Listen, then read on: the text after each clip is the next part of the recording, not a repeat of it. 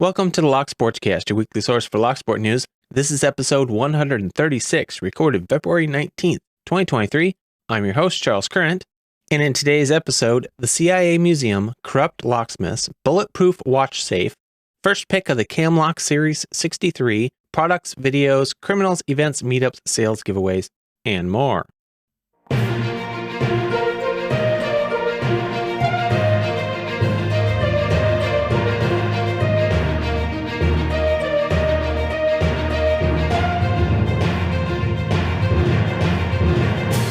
You can subscribe to the audio version of the show on most podcast apps and at the locksportscast.com. You can subscribe to the video version on YouTube, Odyssey, Rumble, or Apple Podcasts. Links to stories discussed will be in the show notes. Some apps limit the length of show notes and the ability to post full links, but you can find all of the links at the locksportscast.com.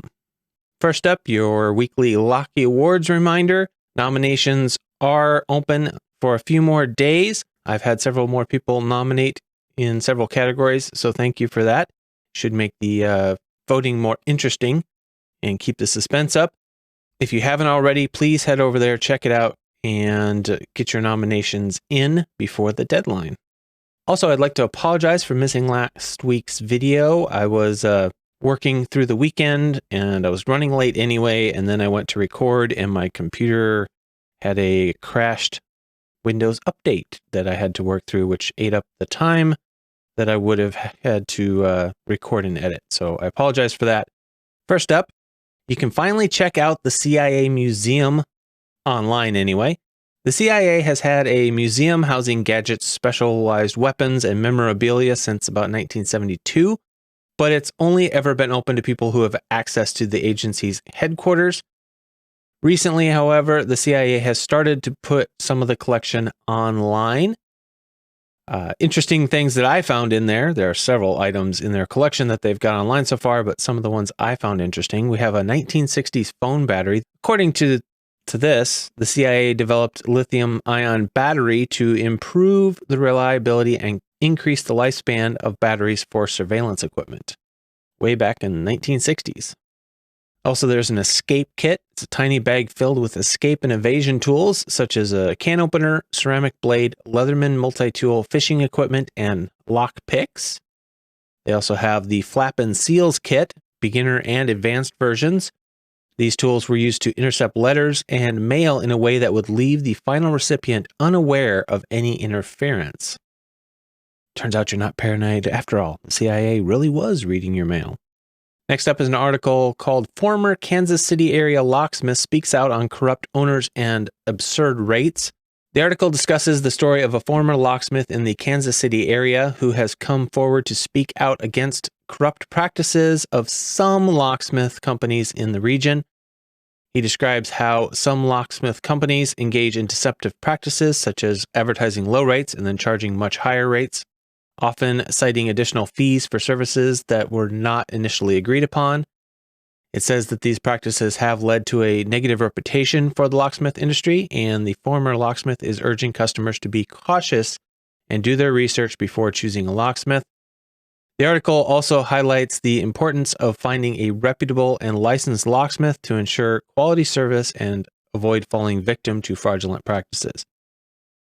Something we've covered quite often, but here is one of the former employees speaking out. The article goes into more detail about what his allegations are, what some of the businesses names, the business specifically that he's talking about, as well as I think a couple others. So if you're interested, that was Fox 4 Kansas City, and link will be in the show notes. Have you ever wanted a bulletproof safe to protect your Rolex watches?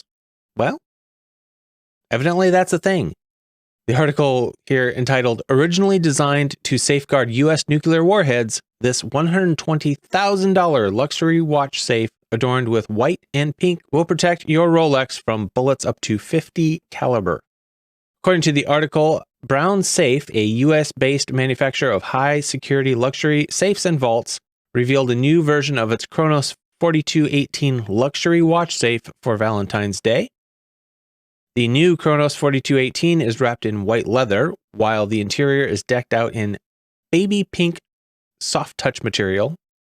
The Kronos is built upon the design that was originally made to transport weaponry.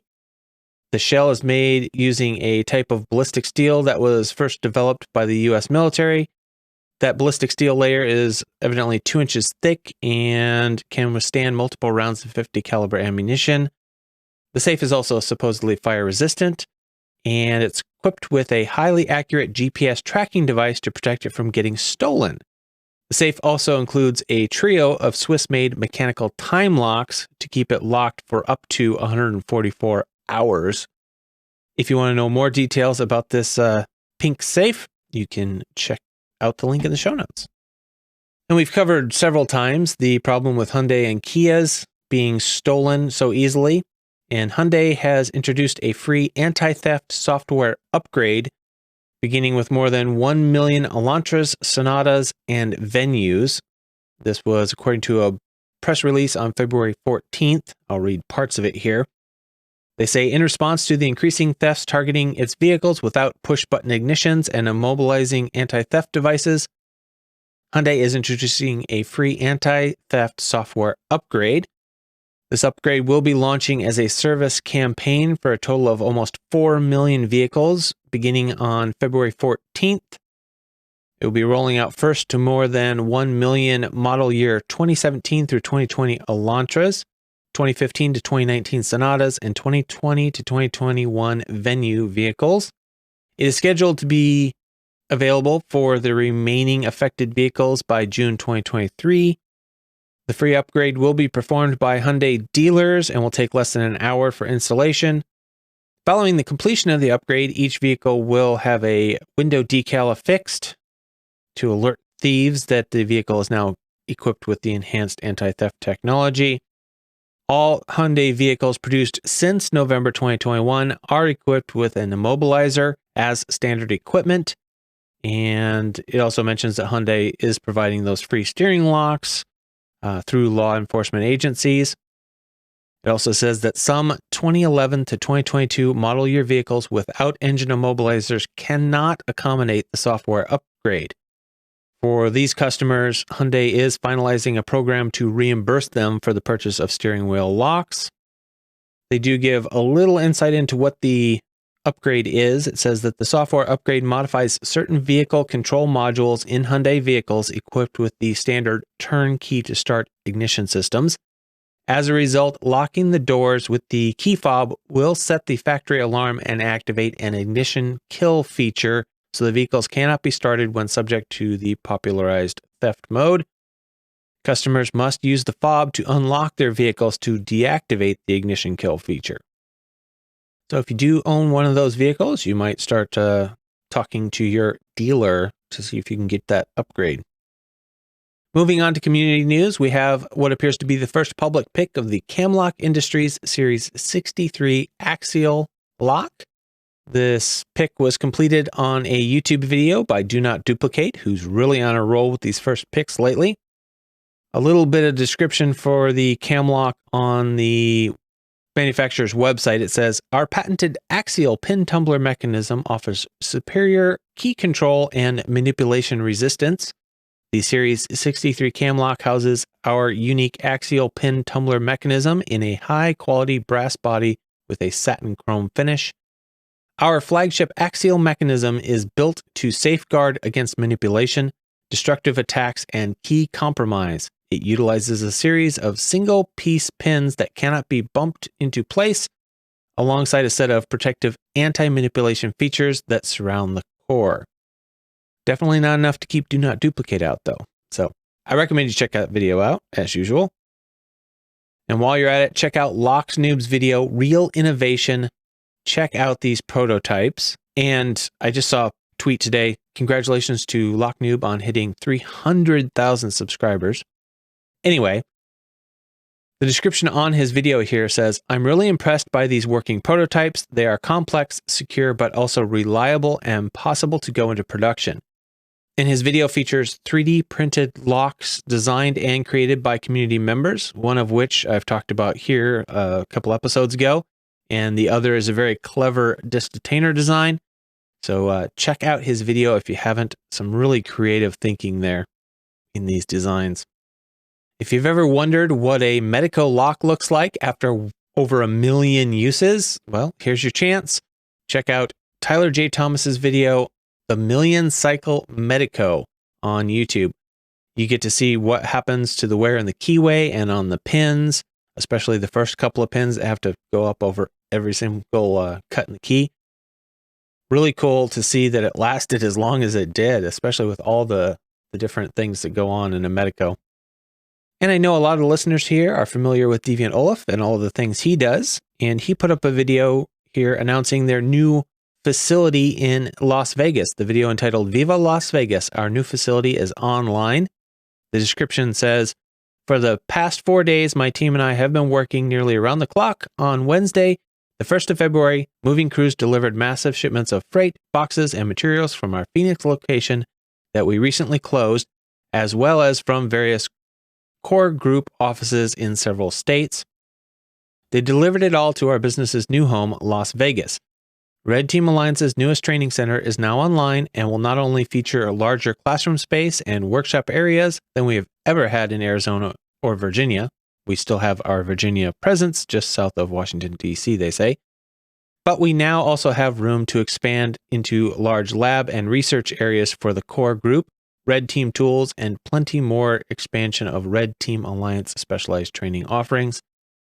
It is a really nice looking facility, so if you're interested in what Deviant's up to, be sure to check that out. Moving on to products, it was recently brought to my attention that uklockpickers.co.uk has a new items page. So I thought I would mention that here. The description of the page says, the latest additions to the UK Lockpickers product catalog. Check back often. Our product range is constantly being updated, offering you the latest tools and accessories at the very best prices. Currently, it looks like a few different picks on there and a leashy pick. Nothing super exciting, but I'll have a link in the show notes if you want to check that out. Back on the subject of Deviant here, we have Red Team Tools has a couple new products out. The first is the palm-sized Rex Blaster. The description says, for some time now, penetration testers have been making entry into buildings via bypassing of electronic physical access control systems by triggering the request to exit sensors. These sensors located on the inside of such doors are typically configured to detect motion by means of monitoring the infrared spectrum. Thus, large objects that are either warmer or colder than the ambient temperature typically will trigger the Rex sensor and often release the locked door. Often, pen testers will use canned air products such as spray duster or R134A refrigerant to create a cloud of cold gas which can trigger these sensors. Typically, however, the canned air products of this nature are bulky and not easily concealed within a pocket or the palm of one's hand. But our air canister nozzle head is designed to accept small screw-top air tanks and canisters of the sub-100-gram variety that are popular in many civilian applications. From CO2 gas canisters used in brewing and airsoft sports to marine air horn refills, this nozzle head can adapt to those cans and offer the user push-button release of the gas within. Hold the canister upside down to release pure liquid propellant out of the nozzle adapter, such that it will boil off in the atmosphere, creating the desired cold air effect. Pretty cool. Very small, very efficient looking. They also released their forensic collection set. Evidence collection during forensic investigations requires that all samples collected from Lock are packaged and cataloged in a way that preserve all details and allow the primary investigator or any follow-up investigators to reconstruct the original hardware for their own independent analysis. You also want to protect chain of custody. This means, as tedious as it sounds, that all parts of the lock must be stored separately. Every pin, every spring, every spare part. This means a lot of small baggies with labels. While you could use conventional full-size evidence bags for each tiny part, that is both wasteful and costly. The Red Team Tools collection includes 100 plastic bags of small size and durable thickness, along with 99 evidence labels that allow a field technician to distinguish each individual part being cataloged. Additionally, a chain of custody label is also included, which can be applied to any larger bag or box that you may opt to use to contain these individual small bags.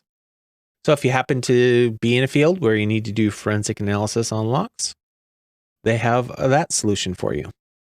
If you're just looking for something fun, some lockpick shirts, the Darknet Diaries store has some Locksport themed shirts for sale. Looks like about 3 different designs and available either on unisex or women's t-shirts. Moving on here, we have some interesting resources for lockpickers that came up this week, most of them from Reddit. First up, we have a user shared lock holders for Locksport. This posted by Nobody Cares Really. Said that some new lock holder designs were posted on printables.com. They were uploaded by Developer with the description, "These are generally to make holding small locks more comfortable or ergonomic. There are holders for an array of standard size lock profiles that I have access to. In this collection, it appears includes 18 different lock-specific designs. They're the typical holder that you slide like a Euro cylinder into, and it's kind of rounded off so it's easy for you to hold in your hand.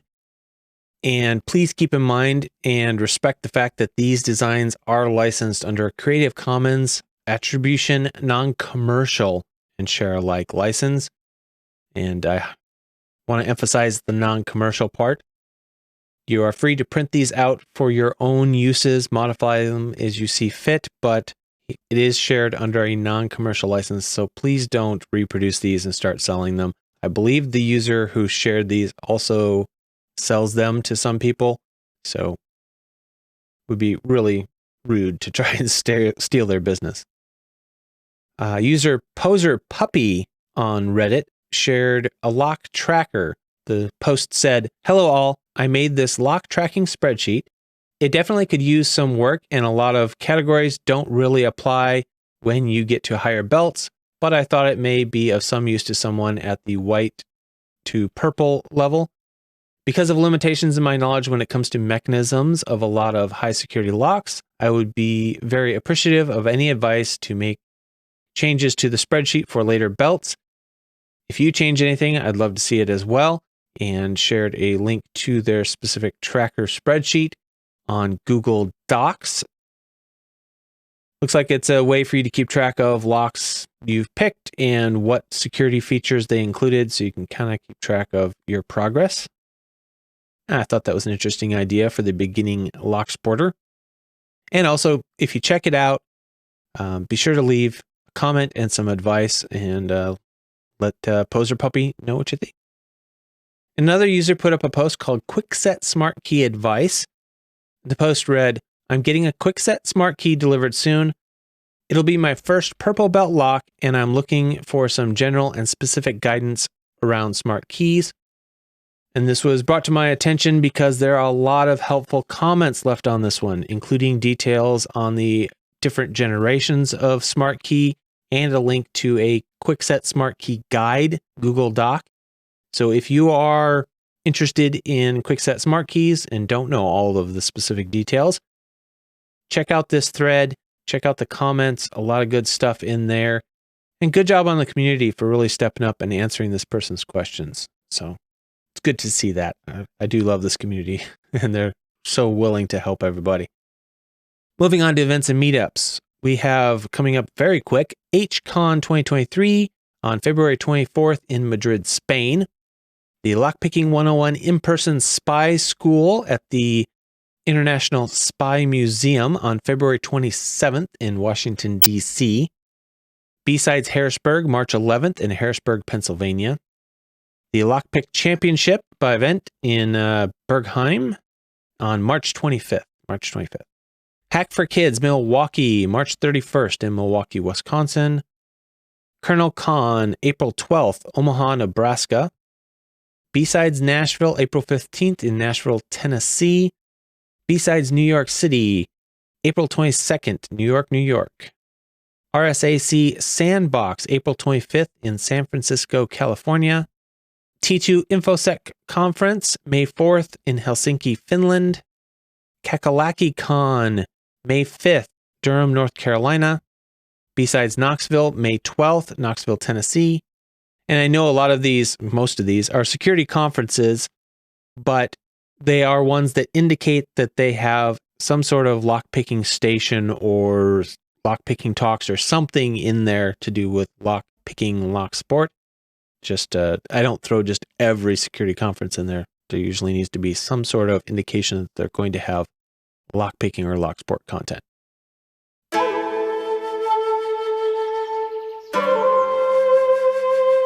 Moving on to the Lockpickers United belts, we have 3 new belts to announce. First up, we have purple belts, and I have no idea how to pronounce this name. Prevarication. Congratulations on your purple belt, however you pronounce your name. Congratulations to Abrasive, also for a purple belt.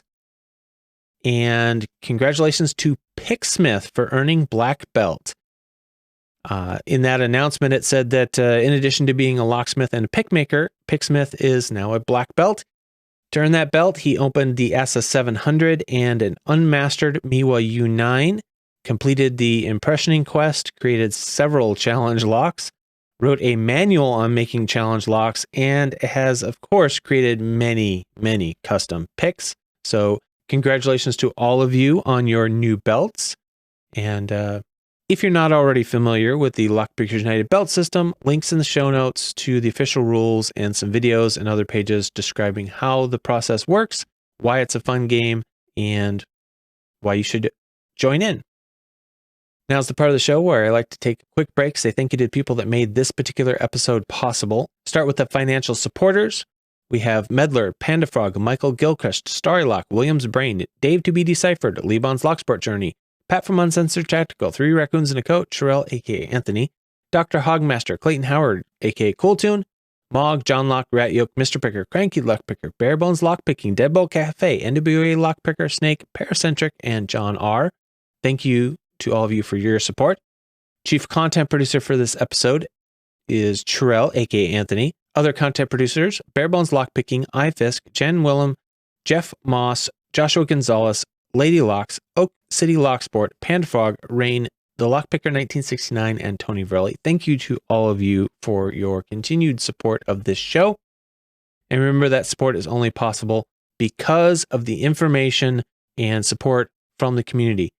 If you value this podcast, please, please, please help Sherelle and a few of the other regulars keep the show going by sending in locksport, lockpicking, lock collecting, anything to do with locks, news, and information, specifically community type information. I really want to know more about what's happening in the community and be able to share that with the rest of you.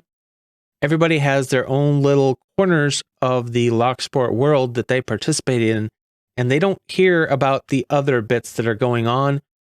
So I'm trying to spread that information to the whole community by sharing it on this show. So if you're into lock collecting, if you're specific in lock picking or impressioning or safe manipulation, whatever it is, and something's happening in your world, share it here with me, and then I can share it with the rest of the community so everybody knows what's going on. That is the number one most important thing you can do to help keep this community going. Currently, Anthony, aka Terrell, is producing the content for probably 80 to 90% of every episode. If he gets busy, this show is probably screwed. I have to say it. So please step up and help him out. You can send that information to podcast@locksportscast.com or any of the other social media accounts that I have listed in the show notes. If you can't do that, other ways you can help the show: share it with your lockpicking friends, leave a review, comment, thumbs up, whatever the platform of choice that you listen on allows. That will help other people discover it, and maybe they can help share some news. You can also subscribe on whatever platform you like to consume it on. That way you don't miss any episodes. If you want to help financially, you can donate via PayPal or Patreon Subscribestar. If you help the show with a donation or specifically information I use in the show, I will give you credit in the show and in the show notes. So if you want to hear your name in the show, send me some news I can use. You can also send me some stories about interesting things that have happened to you because you're in Locksport or you're a locksmith, or stories you've heard about other people in the lock field. I'd love to share those on the show as well. If you have feedback about the show, you can go to the locksportscast.com/contact or use the email I stated earlier to send that feedback in. That can be public or it can be private. If you want it shared on the show, just keep it reasonable length, polite, work family safe, no politics, and not just drama. Moving on to criminal news. These aren't actually lockpicking criminals. These are all to do with locksmiths. First up, we have locksmith fatally shot in money dispute with customer outside of Birmingham gas station. This is Birmingham, Alabama, here in the U.S. A 36-year-old locksmith identified as Darnell Michael Pudokis. I don't know how to pronounce his last name. Darnell, who leaves behind a 12-year-old son, was fatally shot outside a gas station on Bessemer Road in Birmingham, Alabama. According to reports, the incident occurred after a dispute over payment of $200 for locksmith services. The 62-year-old suspect allegedly shot Darnell multiple times, resulting in his death. He has been arrested and charged with the murder. The family of Darnell has sought help with funeral costs through a GoFundMe campaign. The incident has sparked a discussion about the need for increased safety measures for locksmiths who work alone and in potentially dangerous situations. So if you're a locksmith, please be careful. Join in on the conversation about what can be done to help make locksmiths safer, what steps can be taken to help protect your own safety. And if any of you are feeling generous, consider supporting the family of Darnell through the GoFundMe. One article I read on this said that apparently the son was on the phone with him during this, actually asking him to just let it go and take the loss, but evidently it turned physical and he was shot. So very sad story. Wishing the best for the family left behind. Next, Seattle, Washington. Locksmith carjacked by gunpoint. Seattle police responded to an armed carjacking that occurred at a hotel business in the South Lake Union neighborhood.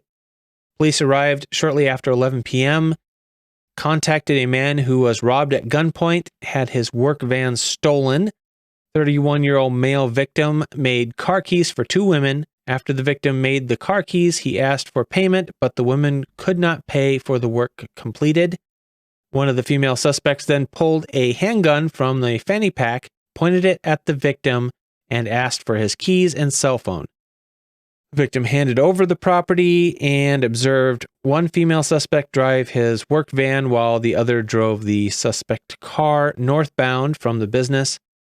The suspect car was a red Toyota Camry. The victim's van, a white Ford Transit cargo van. Officers searched the area for both vehicles but could not locate either of them, and they did recover his cell phone near the 100 block of Dexter Avenue North and are requesting that anybody with any information contact the police. Carjacked at gunpoint, but luckily complied and was not shot. So that one ends a little happier than the last one. And then this next one is out of Lincoln, Nebraska. Nearly $25,000 worth of tools stolen from a locksmith's van. Police are investigating after nearly $25,000 worth of locksmithing tools were reported stolen from a work van that was parked at a central Lincoln apartment complex last week. It says a 47-year-old man found his work van driver window shattered and costly assortment of tools and equipment missing when he went to enter the vehicle at around 11 a.m. on Tuesday. Among the items missing were the van's key readers, power tools, key programmer, and lock installation tools worth a total of $24,900, according to the locksmith. Theft occurred sometime between Saturday evening and Tuesday morning. The investigation is ongoing. Lots of stories this week about locksmiths being the victims of crimes, some of them expensive and inconvenient, but unfortunately one locksmith did lose his life. It's probably not worth your life, people. If there's a conflict, if it looks like it could be physical or dangerous, if there's a gun involved, take the loss. Take the loss and report it to the police. There were a couple other stories that I wanted to cover, but they were behind paywalls, so all I could get is a very, very brief summary and I really need more details to cover them properly, but a couple more locksmiths who were victims of crimes also this week. Like I said, stuck behind paywalls, so I couldn't get the real details, but the headlines seemed worrying. So pay attention while you're out there, any of you that are locksmiths. Moving on to sales. Lockpick Shop has a President's Day weekend sale that you may or may not be able to participate in by the time this episode goes up. I'm recording this on the 19th. The sale ends on the 20th, and the code is PresDay, 15% off site-wide, but I may not get this posted in time, and if I don't, I apologize. MultiPick has a coupon code for Brummy Lockpicker. If you check out his latest video, doing a review of some of their tools, he gives you a code in the video for 10% off, and I have the code up on my sales page as well. If you're going to shop at MultiPick, consider using his code to let them know that people support Brummy Lockpicker, and maybe he can keep getting product to do reviews. Next up, we have a coupon code for Lockpickers Mall. Very important, this is not Lockpick Mall, this is Lockpickers Mall. I didn't even realize they were two that were named so similarly. It's probably another part of Lockpick Mall trying to deceive people. But Lockpickers Mall has a code for 15% off, and it is 15 PC off, and that is good at lockpickersmall.com. I do not recommend shopping at lockpickmall.com, but I don't have any reason to suspect that Lockpickers Mall would be a bad place to shop. So if you are going to shop over there, use their discount code for 15% off. And I recently learned that Vent or Zfix or Zyfix or however you say that has a specials page where they have items on discount over there. So link will be provided on my sales page of my website, which you can find the link for in the show notes. There's no code required. Just follow the link. Barebones Lockpicking, you can save 10% if you use the code FLIR10. And that expires at the end of the month, so be sure to use that before it expires. 3D Locksport, save 10% with the code LSCast10. Southward still has their sale items page up and their cosmetically blemished page up. You can check both of those out by the links provided, and there's no code needed when you use those. If you're shopping at Law Lock Tools, you can use the link provided by Review Guru on Twitter, and that will get you 10% off. Mako Locks, 15% off if you use the code BYMAKO. That code doesn't seem to ever expire. Same can be said for uklockpickers.co.uk. They have the code GIFT that never seems to expire, and that's good for 10% off. You can also check out the sale items on Covert Instruments. Look for the little blue icon in the corner of each item's description that says sale. Moving on to giveaways. Not too many here this week. We have the Lockpicker 1969 Locksport Bundle giveaway that started on the 11th of February, ends on the 25th of February. So if you want to get into that, you still have a few days left. Be sure to check out the Picking Time live streams that Lady Locks puts on. There are often giveaways taking place in that. Also, the hashtag LockBoss giveaway by CLK Supplies. They have a weekly giveaway as well as a longer running giveaway for a very expensive key machine. So be sure to check that out if you're into giveaways. And that brings us to the end of another episode. Again, sorry for missing an episode last week, but hopefully we'll get back on track as my schedule rotates around here. For those of you who don't know, my schedule shifts one day every week when I'm not doing extra vacation coverage days, but it makes it kind of hard to get an episode out on a regular schedule. I do my best, but try not to burn out. So thank you for your consideration, and remember to keep it legal.